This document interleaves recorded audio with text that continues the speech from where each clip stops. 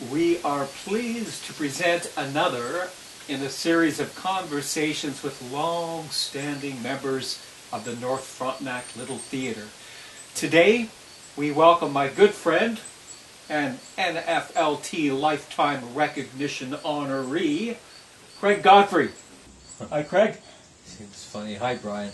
And congratulations on being chosen as one of this year's recipients for the recognition award. Off the top, I just wanted to let you know, I don't know if you realize this, but my involvement with the Little Theatre was through you. Because when I moved to the area, it's about 86, went up to Clarendon Central, you were on staff, and you kept telling me about this theatre group you were in. And then the next thing I know, you're performing up at the school there in this zany production of The Emperor's New Clothes. So I looked at this and I said, hey, this looks like fun. I think I want into this group. Talk to us a little bit about that production.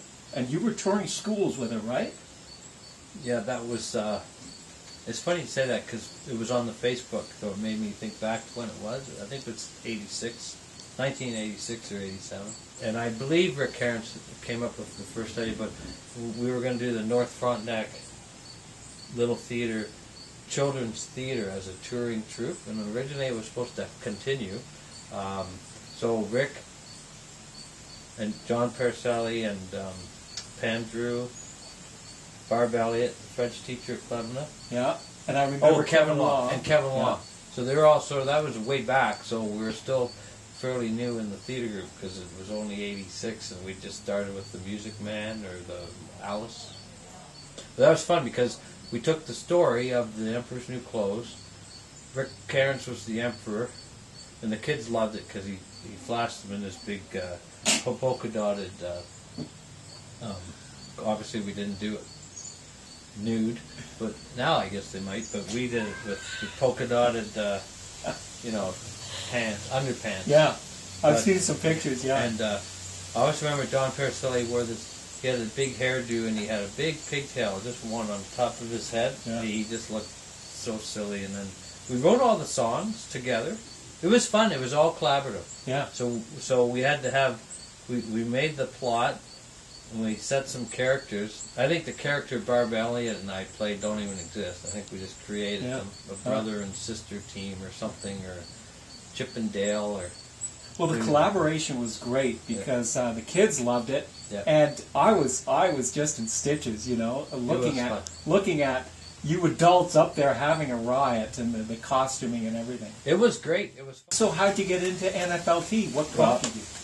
I was thinking about that too, just driving here. And if you know our theatre group, if you're a man and you can, and you show up, you're in, right? You know, you have a part. So somehow John McDougall, he was the music director. I don't know if he was the music teacher, but he collected this strange looking barbershop quartet. That's what I was in, the barbershop quartet.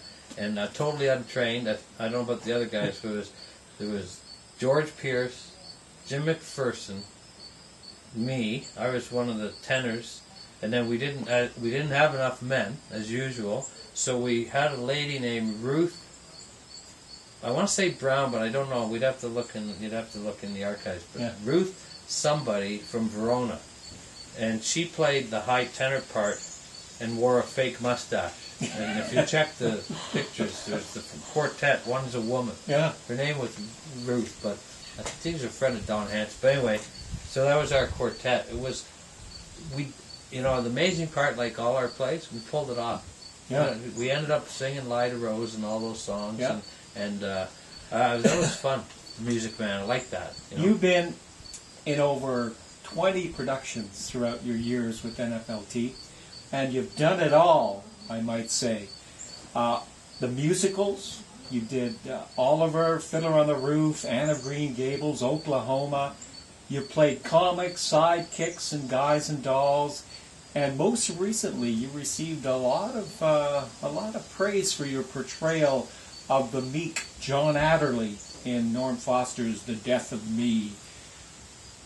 what would you say have been a couple of your favorite roles out of all those that you've done, and what has made them so special in your mind? Well, the most recent one, John Adderley, I have to admit, I really enjoyed that because in one way, I just felt like I was playing myself. I didn't feel that I was actually trying to act any character, which I usually do. At the beginning, I did. At the beginning, I thought I was going to have to play almost whiny Meek when I read the script. And when I saw a student production in the drama festival, it was that way. But when I actually came up and started rehearsing with you, I just felt I just went kind of played myself.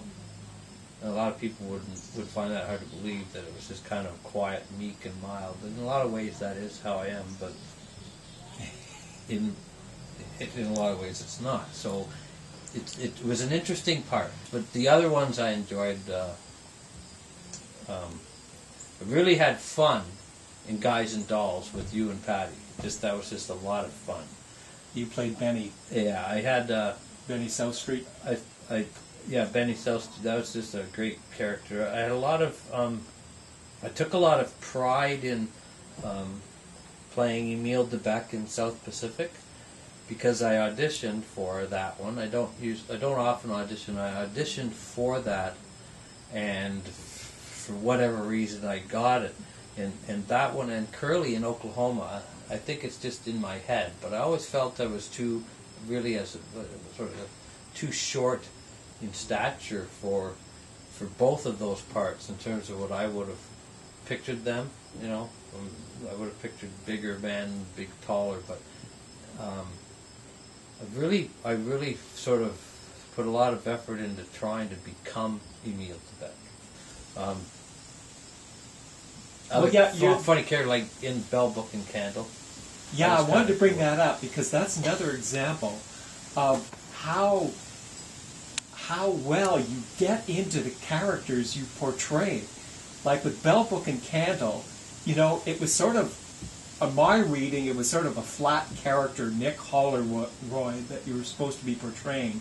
But you transformed that character in such a way as, you know, it just blew me away. I just decided he was a bohemian artist or something, living in Greenwich Village as a warlock. I don't know where.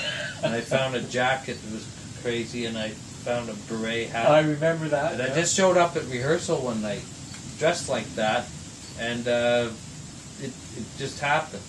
And each time I came on stage, I was coming on as I was flying in. I guess Bewitched probably when we were kids. No, I was just flying in or beaming in from somewhere as a warlock. So I thought, well, I must be, you know, coming from someplace, and so each time I think didn't I come in as a motorcycle or Elvis? I think like a biker. Yeah. Yeah, I had this crazy biker outfit on, and then I was the beatnik and the artist and some other. I remember crazy. the beatnik and artist. I don't for sure, know, with the beret and the big medallion. What the hell am I doing? Oh, that's right. Yeah. Oh, Emma, there was I think nothing we're in there. trouble. If you leave me Brandon's to fiance my is on own, the other line, and she thinks that we should talk. I'm probably not. Better if I'm just direct. Well, oh, don't worry, Told Sarah. what to do, but you know that was fun, and people liked Come it. up Oh, yeah. with something. Well, you could kind of like the tennis player. I'm supposed to just stand there.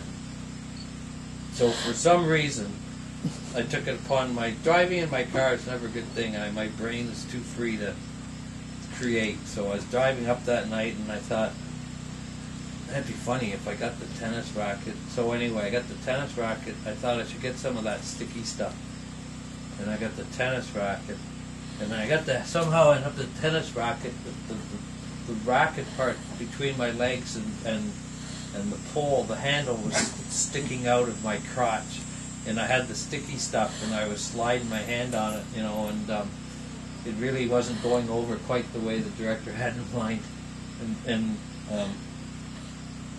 what was her name? You were with Rosanna Redmond. Rosanna. Yeah. Rosanna Redmond was in a serious reflection, and she looked over, and I was basically rubbing the shaft and caused a bit of a kerfuffle. And when I came off, that again, there was John Paracelli, his eyes were this big. He's like, I thought he was going to have a heart attack.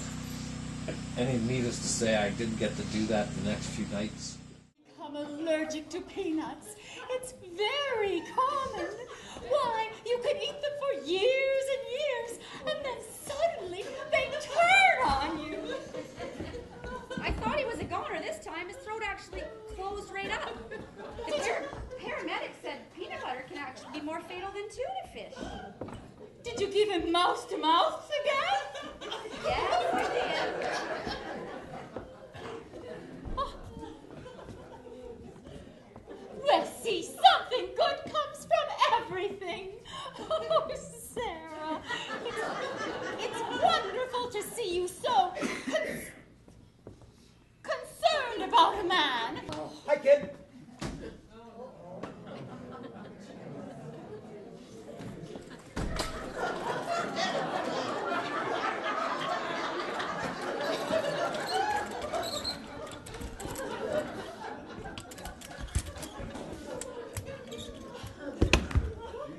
It's from your aunt. She said she was disappointed things didn't work out between you and Brandon, so she sent you over to the dentist, Carl. I see. Yeah, it wasn't in the script, that's for sure. I was supposed to fall down all the way down the stairs, roll down the stairs, and die, or get knocked out. So I did. I went, don't panic, and then I threw myself down, and I was supposed to be trained to go down the stairs carefully, but instead I just was so caught up with it, I threw myself down the stairs and around the corner, down the stairs, and I was lying there, and I was looking at Danielle Quenneville, and she was sort of caught off guard because I was about 10 minutes early, like in the scene, and I went, oh, so then I just got up and went all the way back up the stairs, hopping backstage, and then came out and did it again at the right time. But that play was so fast and so crazy that nobody even knew. Nobody just we got away with it. Oh, that was fun. And you've reinvented yourself a few times throughout your years with NFLT, and I want to talk to you a little bit about Craig the producer, because you produced a couple of plays that I've been involved with, and they've been so successful. You've got some sort of, will and knack to produce. you know what? I think it's a lot of fun. Sometimes being producer is more like being a parent or a teacher. You have to sort of keep everybody happy and keep and watch out for egos and watch out for hurt feelings and try to, no one probably is ever aware of some of the late at night phone calls that are made or the emails to try to patch up hurt feelings, and then also to lobby, get money. But I think for me the difference from some of the shows is once I take it on, it becomes a second job. Yes. Like I'm on the phone and I'm on the computer. You get completely involved. Promoting and pushing and getting people out. Well, your producing skills selling tickets were so outstanding that your outreach, you were going, actually visiting door to door almost, as far away as Verona and up to North Abington promoting. Well, I did do that. I would go around putting posters everywhere. Clarendon Central. But I think you have to do that. Otherwise, the actors work too hard to come out and have 20 people in the audience. It's a big letdown. Well, the proof's in the pudding. Those 3 plays that you produced were some of our most successful, weren't they? I would have to say so, even though I was involved with them. And most of that has to do with, of course, the actors. But we set box office records, I believe, for Tom Sawyer. It's been fun. Yeah. It's been fun. North Frontenac. I hope it continues for another 30 years.